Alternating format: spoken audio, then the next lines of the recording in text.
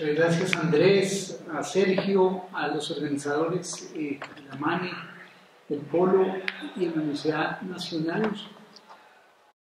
Es un placer estar contigo aquí en la mesa, Sergio, y quiero ante todo felicitar al estudiantado. Cuando uno presenció las marchas creativas, masivas de hace algunos meses por la séptima y en todas las ciudades del país, y las contrastaba con los recuerdos de hace 30 años de cómo el estudiantado enfrentaba una situación de crisis y las posiciones que adoptaban, uno ya en esta edad se llena de esperanza al ver que la forma de enfrentar los problemas había variado radicalmente.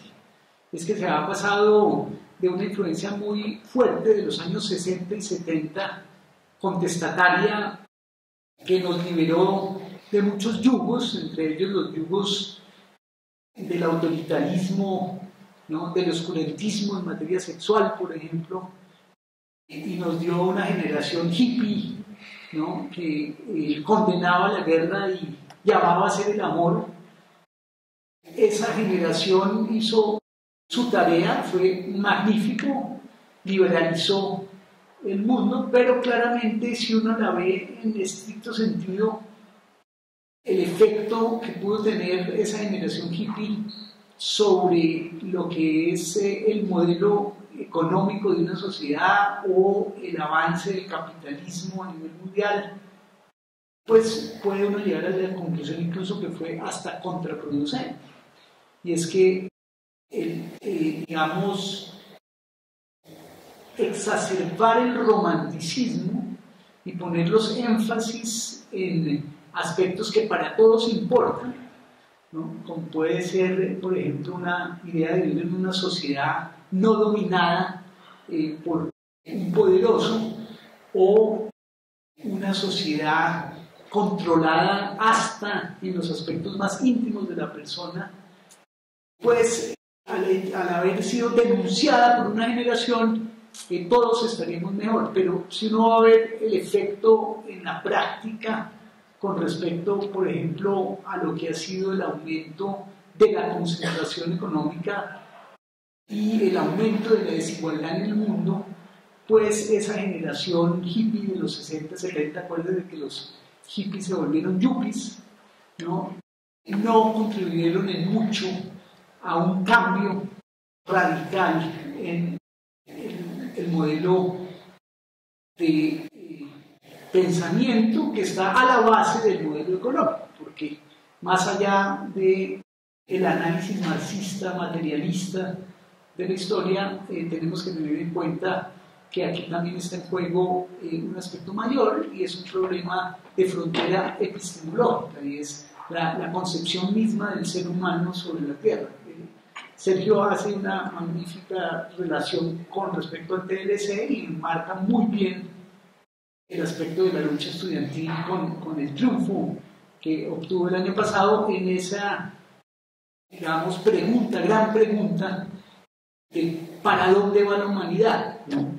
Sergio habla de la apropiación de absolutamente todo, con ejemplos muy gráficos, excelentes, que le hacen entender a uno que esa idea marxista de la mercancía no era tan disparatada y que ahora cualquier cosa que exista y que sea posible es susceptible de apropiación, ¿no?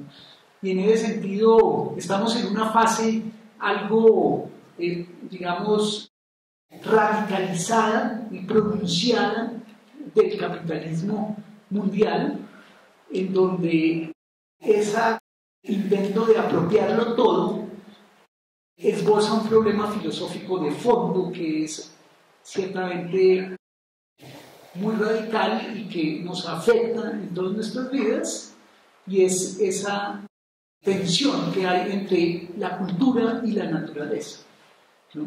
Es que fíjense que, poniéndolo en términos muy simples, es como si los que quieren explicar la vida no solo de los individuos, sino de las sociedades, en términos estrictamente naturalistas,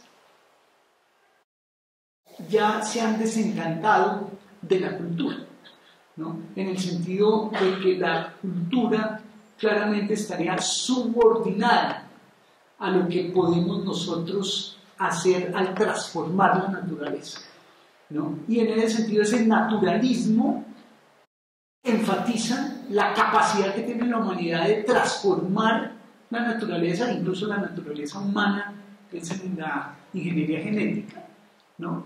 Y ponerla al servicio de unos ideales de aquellos que tienen el conocimiento para transformar la naturaleza, dejando de lado todo lo que consideran no está acorde y no está en función de la meta, que es básicamente una optimización de los recursos para generar riqueza, ¿no? Y acumular esa riqueza de forma tal que se cumpla un sueño de la humanidad, y es en últimas asegurarnos contra la muerte, ¿no? Porque finalmente, fíjense que los móviles que están detrás de toda esta forma de pensar capitalista, mercantilista, de acumulación, tienen mucho que ver con la idea de que si uno tiene recursos acumulados, la capacidad que tiene de defenderse frente a las amenazas es mucho mayor a que si no tiene los recursos,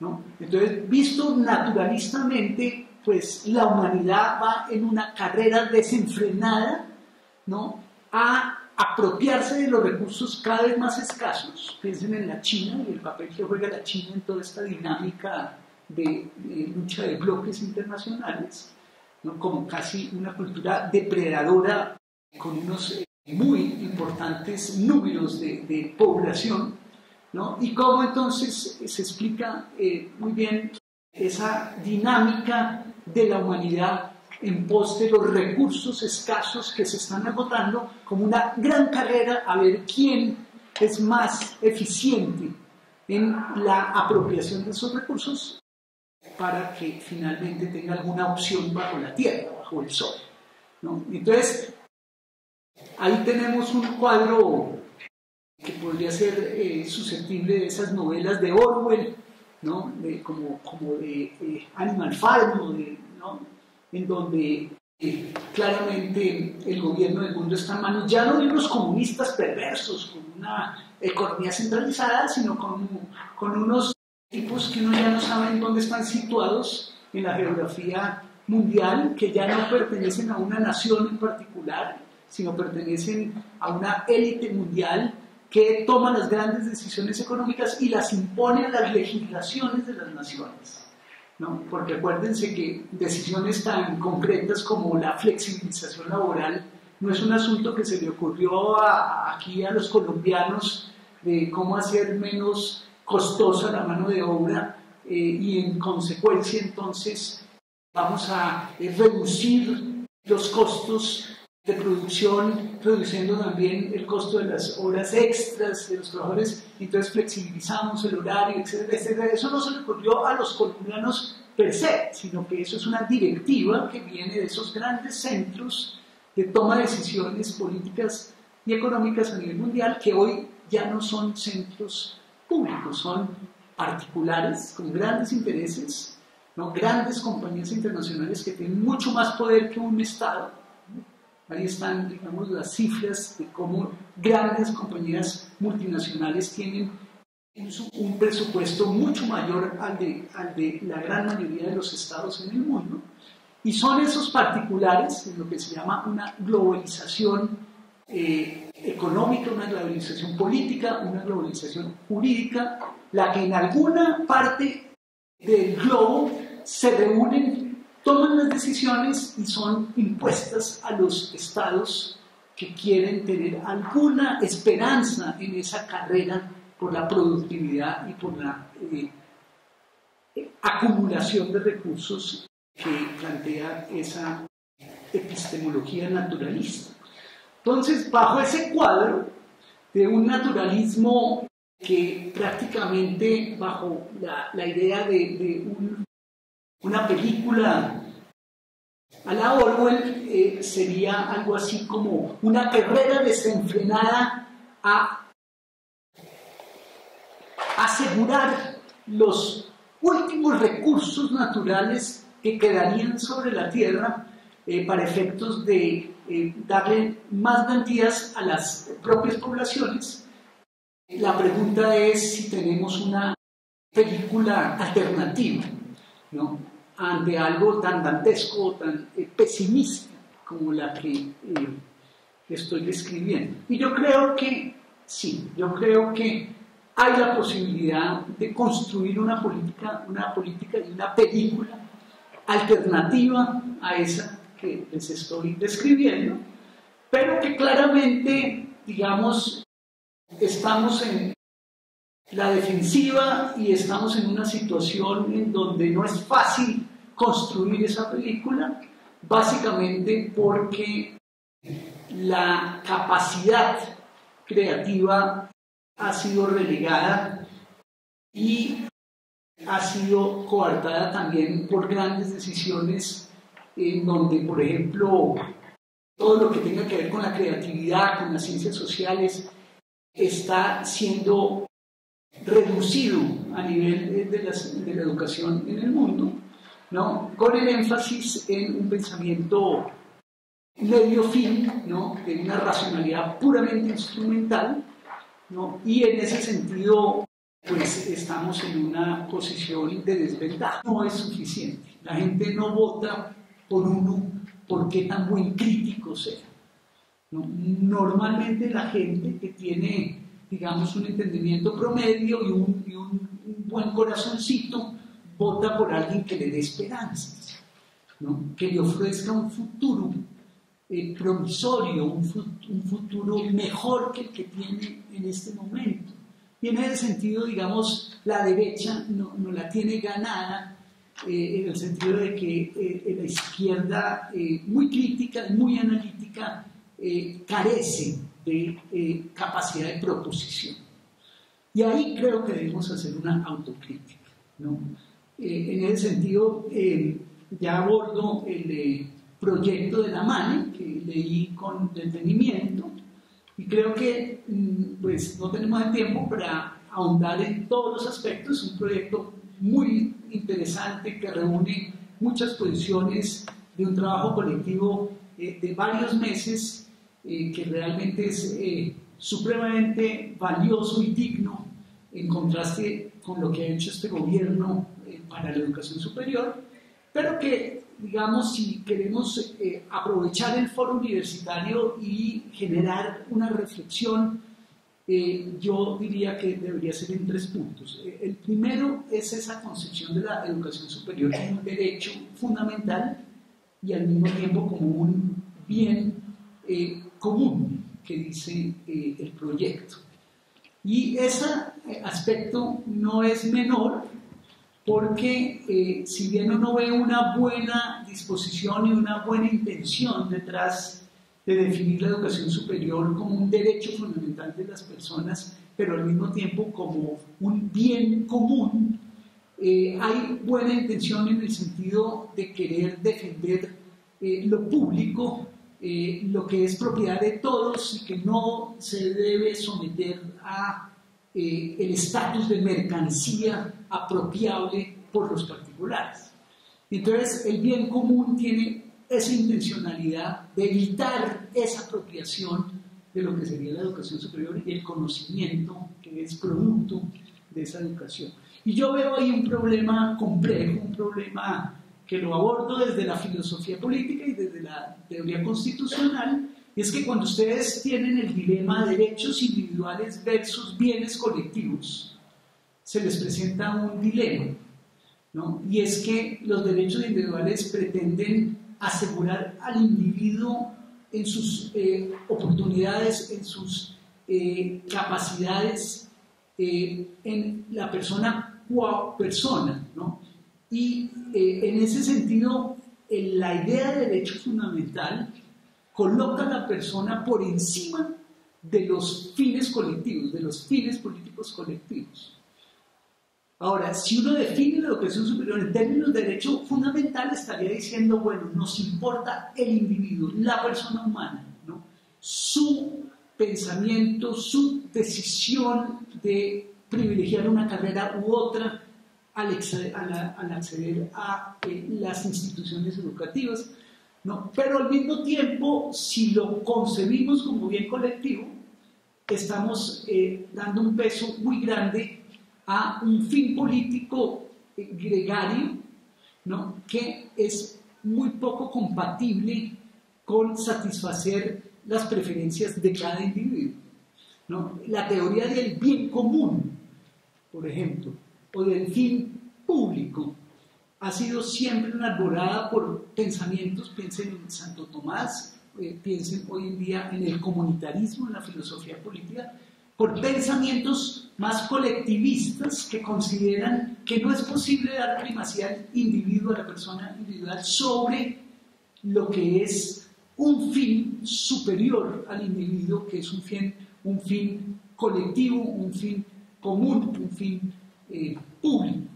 Y ahí se presenta una cierta contradicción. Y es que el gobierno les podría decir, aprobando esa ley, educación superior como bien colectivo, que hay ciertas decisiones, por ejemplo, en materia de algunas carreras que no están siendo demandadas en, digamos, el mercado. Piensen en un hipotético gobierno de izquierda que considera que la sociedad colombiana no requiere ya más médicos o más abogados porque claramente la sociedad está saturada en el mercado como tal, y entonces en aras de prevalecer el bien colectivo de los colombianos vamos a hacer una veda y vamos a impedir que en las próximas 2 generaciones las gentes puedan estudiar o medicina o derecho, que de pronto sea algo bastante saludable, por cierto, ¿no? Pero bueno, dejando de lado eso, podría uno perfectamente bajo el discurso constitucional justificar en que la teoría del bien común justificaría una restricción temporal de esas opciones que tienen los individuos. Entonces, fíjense que ahí se nos presenta un problema filosófico que está sobre el tapete hoy en día, y es la tensión entre una visión más liberal, más individualista, más defensora de las libertades de la persona versus una posición política que defiende lo colectivo, lo gregario, ¿no? Lo común, por encima, teniendo primacía a lo individual. Y eso es preocupante, ¿no? Habría que ahondar en esa discusión. Un asunto es un asunto del acceso, otro es un problema de la regulación de la educación como un bien que impacta a la sociedad, y ese equilibrio no es fácil. Entonces dejo ese primer aspecto planteado. El segundo aspecto que veo problemático en el proyecto de los estudiantes tiene mucho que ver con la regulación del poder universitario y con la regulación de la financiación de la educación superior en Colombia. La libertad no es la libertad de hacer cada uno lo que quiera, ¿no? Y que quien tiene el poder de las mayorías, en este caso los estudiantes y los trabajadores, logren políticamente imponer su criterio de la dirección de las universidades. Eso no sería realmente republicano. Lo que es realmente republicano es que el efecto de cualquiera sea la organización, y en este caso podríamos llegar a entender que sí, que este modelo donde los estudiantes y los trabajadores tienen las mayorías sobre la administración de las universidades o sobre el profesorado, pues para la meta que tenemos para la educación superior, pues es óptimo, y entonces sí, los estudiantes deben gobernar las universidades, podríamos llegar a esa conclusión. Pero para el republicanismo lo clave es que cualquier modelo de gobierno que se nos ocurra debe cumplir óptimamente con un fin, y es construir una sociedad donde no haya dominación, ¿no? La libertad no es la libertad de tener las mayorías e imponerlas en una votación. La libertad es la libertad como no dominación del otro. Que se cumple un poco el sueño, que de hecho Marx lo tenía, de la emancipación de la humanidad, ¿no? Hay un criterio en Marx un poco difícil de entender, y es el ser colectivo, ¿no? Marx, acuérdense, era, digamos, en su juventud un liberal muy progresista, después se fue radicalizando y en esa radicalización llega a unos conceptos algo etéreos, en este caso el concepto de un ser colectivo, de un ser genérico, para ser exacto en cuanto al término, y el ser genérico es el ser que ya no hay distinciones particulares, es el ser finalmente emancipado. Y yo creo que ahí el idealismo de Marx está vivo y hay que defenderlo. Entonces, para concluir este aspecto del poder, yo diría, tenemos que ser abiertos, las fórmulas no deben ser dogmáticas, como tampoco lo pueden ser dogmáticas con respecto a la financiación. Y ahí yo creo que tenemos divergencias que sería muy interesante discutir, en el sentido de que claramente comparto con Sergio que el tema de la financiación de la educación superior en Colombia no sería un problema.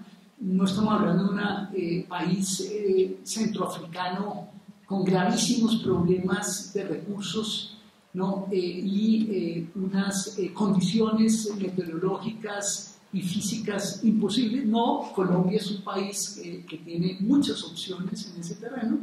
Lo que pasa es que están muy mal repartidos los recursos y en ese sentido sí hay la manera de financiar una óptima y magnífica educación superior de calidad, pero tenemos que claramente, yo creo aquí, ser más lanzados en lo que exigimos, y es porcentajes, ¿no? Porcentajes o cláusulas concretas, y es, por ejemplo, todo lo que ahorremos en la guerra por efecto de los acuerdos de La Habana tiene que ir para la educación en Colombia.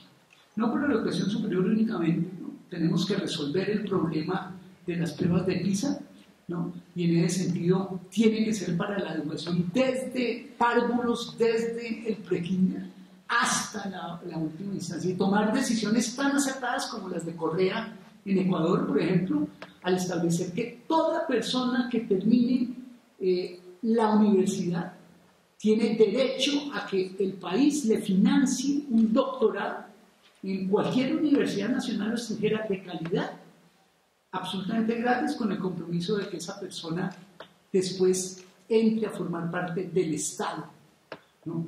Tenemos que buscar fórmulas para privilegiar la recuperación de lo público en Colombia, después de décadas de desmonte de lo público y de la privatización y entrega del país a los intereses sectoriales y particulares. Y ahí debemos ser, creo yo, muy concretos en las propuestas. Por ejemplo, en República Dominicana, en una instancia que hice en un momento, estaban en elecciones y uno de los grupos que finalmente resultó ganador aparecía en cada noticiero con unas pancartas que decía 4%. Y solo decía 4%. Y eso significaba que ese grupo exigía que el 4% del presupuesto fuera por educación. Pues en República Dominicana se imaginarán que estaba por mucho más abajo del presupuesto por educación, y entonces ellos eran realistas, eran posibilistas y doblaban ese presupuesto al 4%, y esa era la propuesta. Entonces aquí va una idea muy concreta, pues, que sugiero a los estudiantes. Yo hablo con mucho respeto porque esto es un asunto que les corresponde a ustedes, no a los profesores, no a las personas que ya están viendo es próximamente la pensión, ¿no? Cercana, ¿no? Sino a ustedes. Son ideas para que las discutan entre ustedes, y es que fórmulas como esas, todo lo que se ahorre en la guerra tiene que ir a educación, y es una propuesta política que la vamos a enarbolar, digamos, como jóvenes, frente en el debate político frente a las elecciones, de cara a las elecciones, puede ser una cuestión muy clara. Y es que la financiación, no basta decir el presupuesto nacional financiará la educación superior, etcétera, etcétera. Creo que hay que ser más radicales y hablar de porcentajes. Entonces, empecemos doblando el actual porcentaje. Hoy en día está en el 0,42 para educación superior.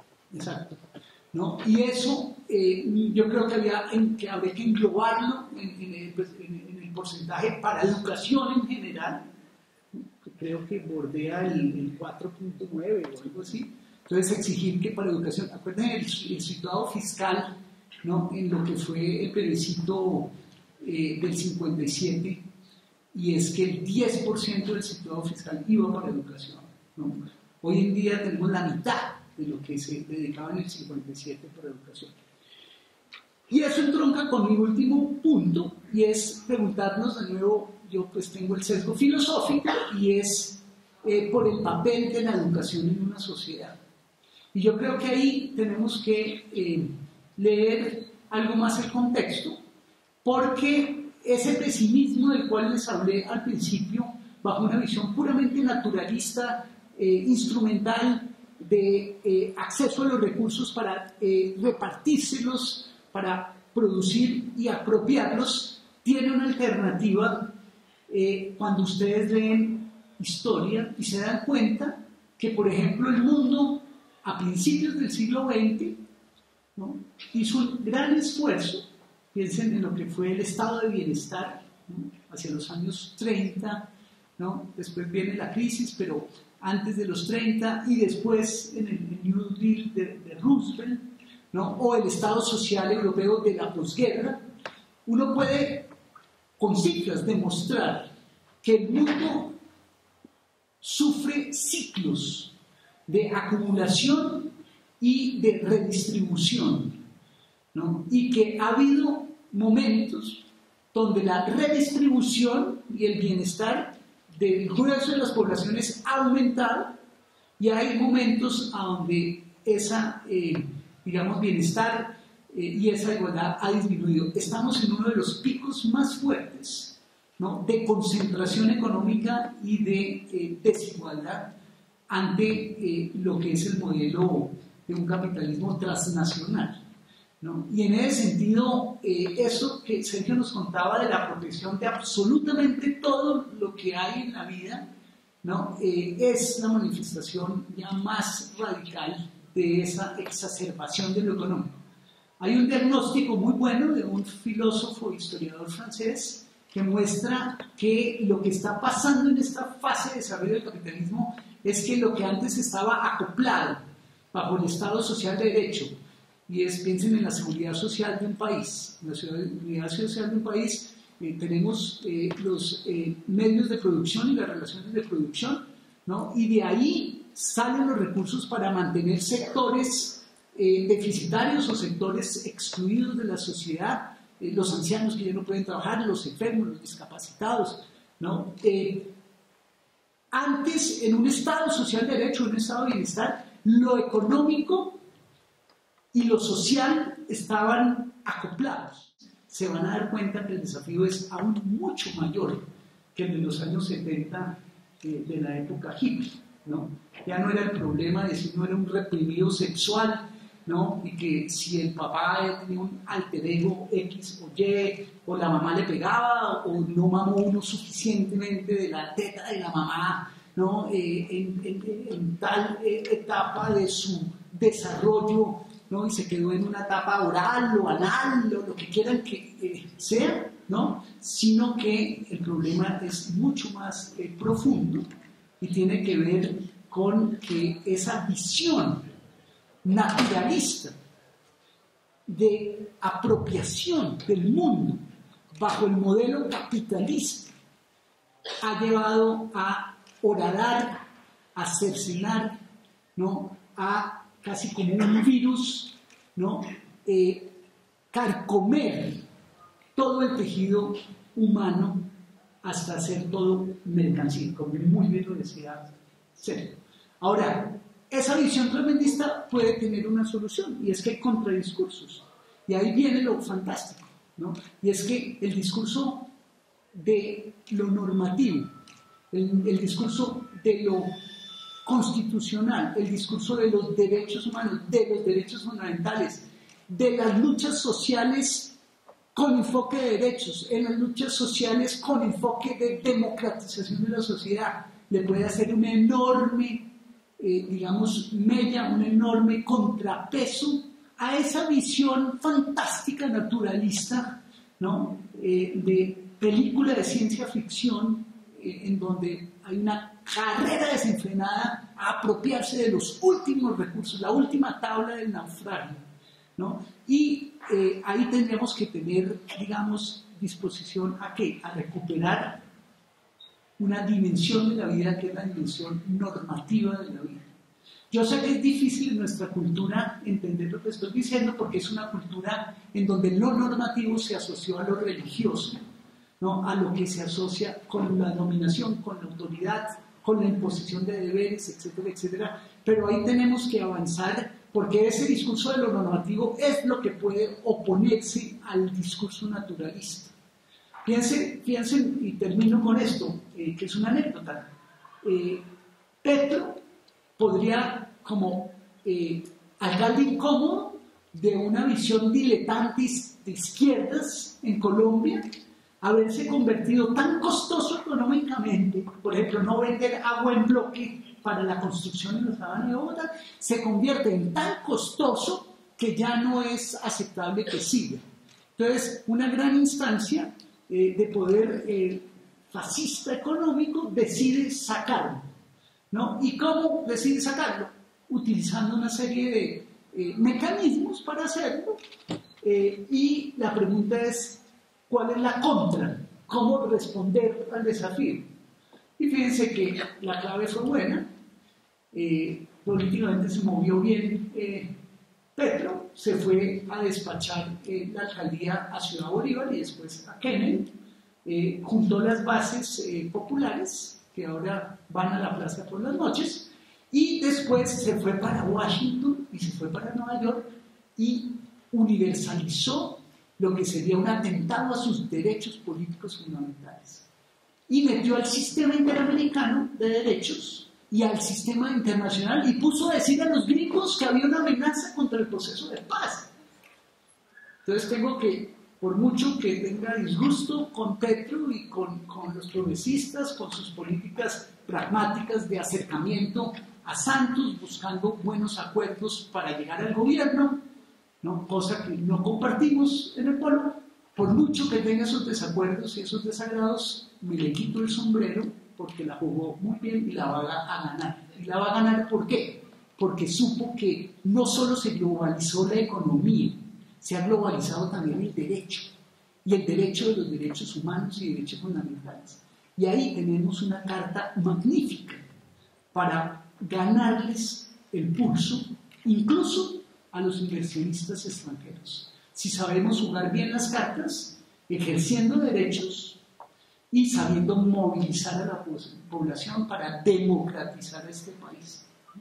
Entonces, en ese sentido, quiero cerrar con una película no tan dantesca ni tan pesimista, ¿no? Como la que inicié con la descripción del naturalismo, y exhortarlos a no solo quedarnos en el análisis sociológico, fáctico, crítico, analítico, sino que empecemos a leer literatura más amplia, filosófica, política, jurídica, constitucional, como una buena alternativa para enfrentar ese reto. Muchas gracias.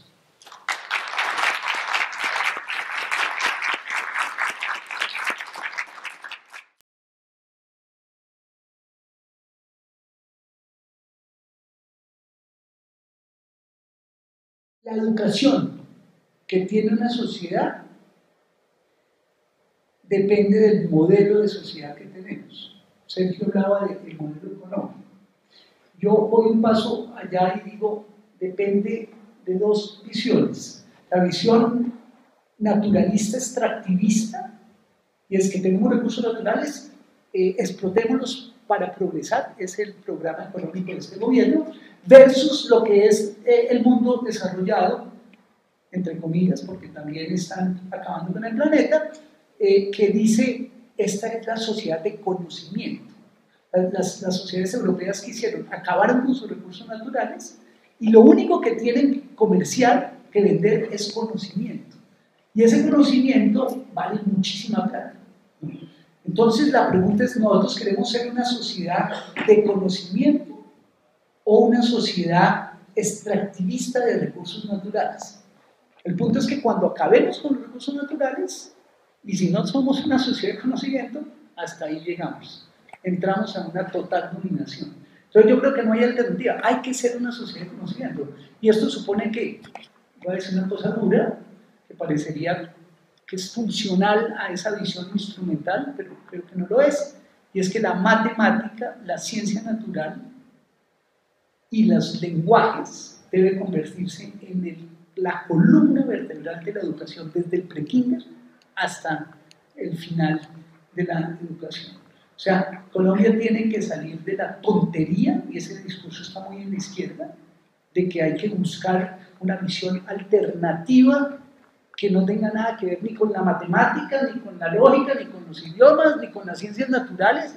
Eso se llama miedo al conocimiento. ¿Y de dónde surge el miedo al conocimiento? De una visión vernácula de la vida, de una visión religiosa de la vida, ¿no? Y la visión religiosa de la vida es totalmente funcional al orden establecido en Colombia, al orden de dominación establecido en Colombia. Y es que mientras se difunde la idea de que realmente la educación no es tan importante, todo porque eso lo hacen los religiosos, eso lo hacen por contratos en las regiones, en los territorios nacionales, ¿no? Ahí va avanzando la educación, ¿no? Fíjense que hizo la Revolución Francesa desde un principio, acabó con los estamentos, acabó con las diferencias de clase y estatizó absolutamente toda la educación, ¿no? Y acabó con los templos, etc. Yo no estoy llamando a eso, estoy llamando a algo muy concreto. Tomémonos en serio el conocimiento, ¿no? Tomémonos en serio ese miedo al conocimiento que hay en lo religioso, en lo alternativo, en lo vernáculo, ¿no? En lo primitivo, ¿no? Que está también en el discurso de la izquierda, por ejemplo, como contradiscurso, que no tiene norte, no tiene ningún norte, ¿no? Y en ese sentido reivindiquemos la razón, ¿no? Para efectos de ponerla al servicio de lo que debe ser una buena educación pública. Si la universidad privada segrega a la universidad pública, además de dar movilidad social, porque la universidad privada también la da en algún grado, menos que la pública, además de movilidad social, da equidad, hace a la sociedad equitativa. ¿En qué sentido? Que da una noción de pertenencia. Es que quien ha ingresado a una educación pública de calidad genera unos sentimientos de gratitud y de reciprocidad con la sociedad, ¿no? Y eso se ha perdido totalmente por el discurso neoliberal, ¿no? Ese sentimiento de reciprocidad, de gratitud a la sociedad, donde uno ha recibido todas esas oportunidades, solo se puede asegurar en la universidad pública, ¿no? Entonces la equidad es ese puntal que hay que recuperar para efectos de asegurar el cometido. Acaba el Congreso de aprobar el incidente fiscal y la tutela ya no va a servir para los derechos sociales, buscando el tema del ahorro y la sostenibilidad de las finanzas del país, etc. Y esa es la realidad. Y esos dictados, digamos, de la incidente fiscal o del equilibrio fiscal lo imponen los que tienen el poder por el mango, y toda su universalidad y todo esto se va, digamos, a disolver como un lindo sueño de una esfinge hermosa, pero que no tiene seso, ¿no? Que está hueca, es vacía. Me gusta ese cuestionamiento. Es el cuestionamiento que ha tenido en general una izquierda radical, y no me refiero a usted, a su pregunta, sino estoy utilizando su pregunta para poner sobre el tapete una discusión importante que hay dentro de la izquierda. ¿Qué diferencia el polo de las FARC o del ELN? El polo que quedó, el polo al que se le fue la marcha, porque el polo no es solidario con las luchas de los hermanos en el monte, etcétera, etcétera.